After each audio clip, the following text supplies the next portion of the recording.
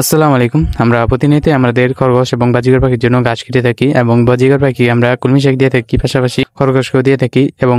মাঝে মাঝে আমরা হাইচা শাক আমাদের কোয়েল পাখির জন্য এনে থাকি এবং কোয়েল পাখি মাঝে মাঝে আমরা দিই এবং কোয়েল পাখির স্বাদটা পরিবর্তন করার জন্য এবং কোয়েল পাখির ভিটামিনের জন্য আমরা এই হাইচা শাকটা দিয়ে থাকি এবং আমরা খেতে চলে এসে পড়ছি। আমাদের খেতে এখনো পানি আছে, পানি কমে নাই এবং এখান থেকে আমরা সবগুলো হাইচা এবং কলমি শাক কেটে থাকি সবসময় আমরা আমাদের খরগোশ এবং কোয়েল পাখির জন্য। অনেক বেশি পরিমাণের খেতে এবার কলমি এবং হাইচা হয়েছে আগের পরিমাণ থেকে, কারণ অনেক সবসময় এই খেতে কচুরি পানা দিয়ে ভরে যায় এবং এবার পানি কম বলে কচুরি পানাটা বেশি হয়নি এবং হাইচা এবং কলমি শাকটা ভরে গেছে আগে থেকে। আর এবার বর্ষাকালে আমরা এই ক্ষেত থেকে কলমি এবং হাইচা নিয়ে আমাদের খরগোশ এবং বাজিগর পাখিকে খাওয়াইছি এবং এখন আরো আছে, এই 2-3 মাস আরো খাওয়ানো যাবে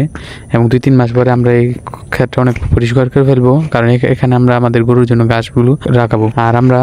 হাইচাগুলো সুন্দর মতন করে ধুয়ে কেটে নিতেছি ছোট ছোট করে এবং কুচি কুচি কাটলে কি হয় যে সুন্দর তাড়াতাড়ি খেতে পারে, আর যদি বড় করে দিয়ে ফেলি নষ্ট করে বেশিরভাগ, তাই আমরা ছোট ছোট করে কুচি কুচি করে কেটে দিচ্ছি এবং যে খাবারের পাত্রটা আছে খাবারের পাত্রের মধ্যে ভিতরে দিয়ে দিতেছি। আর এই শাকটা দেওয়ার জন্য আমরা আলগা কোনো পাত্র ব্যবহার করি নেই, এই পাত্রের ভিতরে আমরা দেওয়ার চেষ্টা করি। হাইচাগুলো মূলত আমরা সপ্তাহে 1বার বা 2বার দেওয়ার চেষ্টা করি আমাদের কোয়েল পাখিকে, এবং কোয়েল পাখি দেওয়ার কারণ হচ্ছে কোয়েল পাখির ভিটামিনের ঘাটতিটা পূরণ হয় আবার এবং স্বাদটা পরিবর্তন করার জন্য আমরা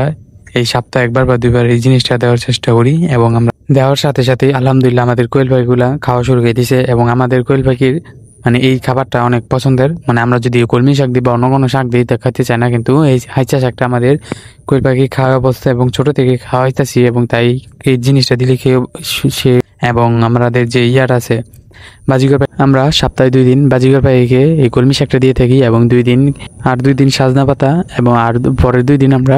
টিয়া পাতা বা অন্য ধরনের যে পাতাগুলো আছে সেগুলো দিয়ে থাকি ভিটামিন জাতীয়, কারণ এটা আমরা প্রত্যেক সপ্তাহে এই জিনিসটা আমরা খেয়াল করি এবং খাওয়ানোর চেষ্টা করি। আর আমাদের যে বাজিগর পাখিগুলো আছে এগুলো আলহামদুলিল্লাহ নতুন কিনে আনা হয়েছে, এখন পর্যন্ত বাচ্চাগুলো করে নাই। আর আমাদের যে কোয়েল পাখিগুলো আছে সেগুলোকে আমরা সপ্তাহে 3 দিন ইসেল দিই এবং সপ্তাহে 3 দিন ক্যালফিক্স দেওয়ার চেষ্টা করি, কারণ এইটা হচ্ছে ভিটামিন এবং ইসেলটা দিলে ডিমের চাহিদা এবং ইয়েটা বা উর্বরতাটা বাড়ে, তাই আমরা দেওয়ার চেষ্টা করি এবং এই 2টা জিনিসই আমরা কোয়েল পাখিকে দেওয়ার চেষ্টা করি